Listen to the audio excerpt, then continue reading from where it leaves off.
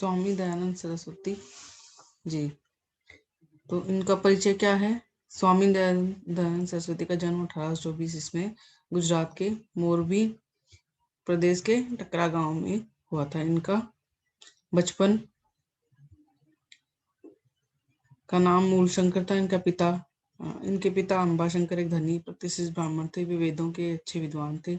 उन्होंने अपने पुत्र को वैदिक वांग्मय तथा न्याय दर्शन आदि की शिक्षा दी। 14 वर्ष की आयु में शिवरात्रि के दिन मूलशंकर अपने पिता के साथ शिव मंदिर गए थे।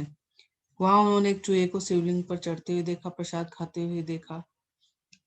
इस घटना से उनके हृदय में मूर्ति पूजा के प्रति अनास्था उत्पन्न हो गई। जब उनके माता पिता को इसका पता चला तो उन्होंने गृहस्थ में आने की सोची। जब उनके ब्याह की तैयारी होने लगी तो 1845 में 21 वर्ष की आयु में घर से भाग निकली और लगभग 15 वर्ष 1845 से 1860 तक भारत का भ्रमण करते रहे। इन 15 वर्षों में ज्ञान की प्राप्ति के लिए कई जगह गए।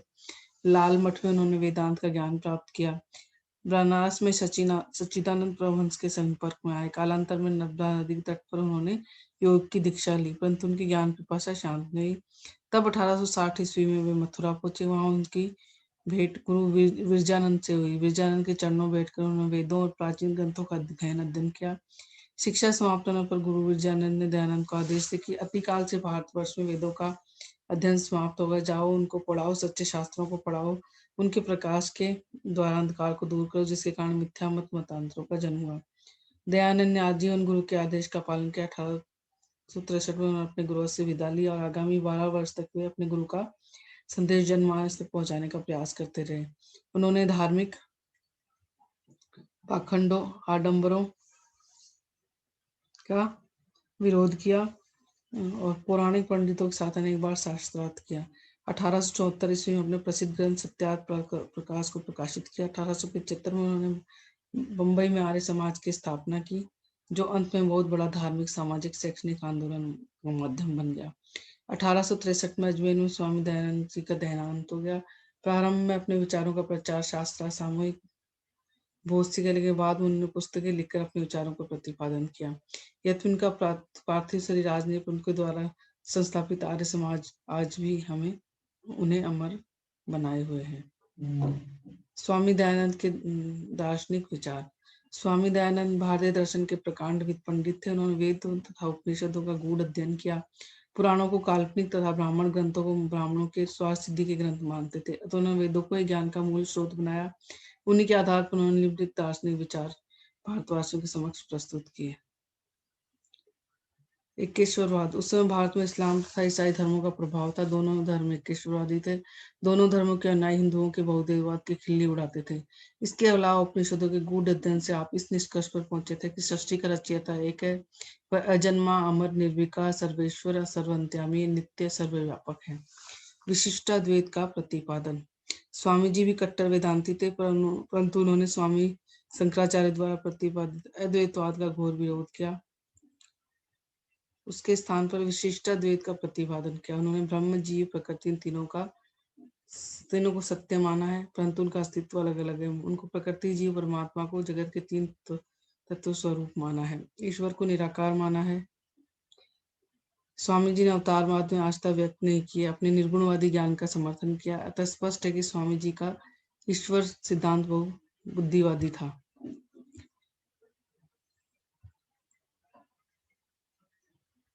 कर्मवाद का समर्थन। स्वामी जी की गीता में अपार आस्था थी, अतः गीता द्वारा प्रतिपादित कर्मवाद का उन्होंने समर्थन किया। उनका कहना था कि मनुष्य को इस संसार में अपने पूर्व जन्मों के कर्मों का फल भोगने बार बार आना पड़ता है। मोक्ष अवधारणा और विश्वास। स्वामी दयानंद ने अपने अन्य भारतीय दर्शनों की भांति मोक्ष प्राप्ति को जीवन का अंतिम लक्ष्य माना है। दयानंद जी की धारणा थी कि अज्ञान और विद्या सांसारिक बंधन के कारण, जबकि ज्ञान व विद्या भक्ति का साधन है।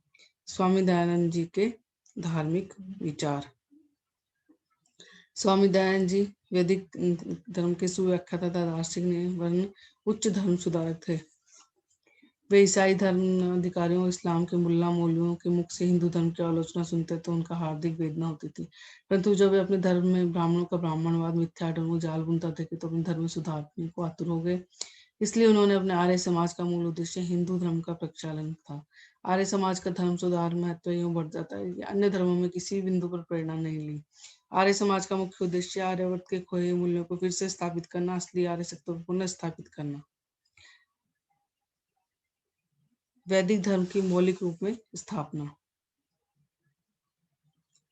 वेदों में स्वामी जी का पाठ सदा थी। वेदों को सत्य ज्ञान के स्रोत मानते थे। व्यक्ति को सत्य था सार्वदेशिक मानते थे, इसलिए उन्होंने वेदों की और लौट चलो का नारा दिया। पुरोहितवाद का समाप्त करना, यज्ञ के माध्यम से हिंदू धर्म पर ब्राह्मणवाद, पुरोहितवाद हावी हो गया था। स्वामी जी इस प्रभाव को हटाना चाहते थे। वे नहीं चाहते थे कि ब्राह्मण अपने स्वार्थ सिद्धि के लिए धर्म में व्यर्थ के क्रियाकांड का समावेश करें। जनसाधारण शोषण का था। उपनिषदों के सिद्धांत पर आचरण करते हुए हिंदू धर्म में से ब्राह्मणों के प्रभुत्व को समाप्त करना चाहते थे।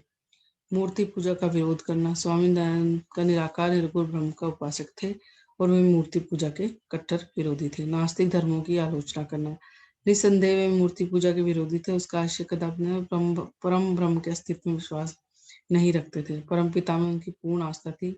वे नास्तिक लोगों के घोर शत्रु थे।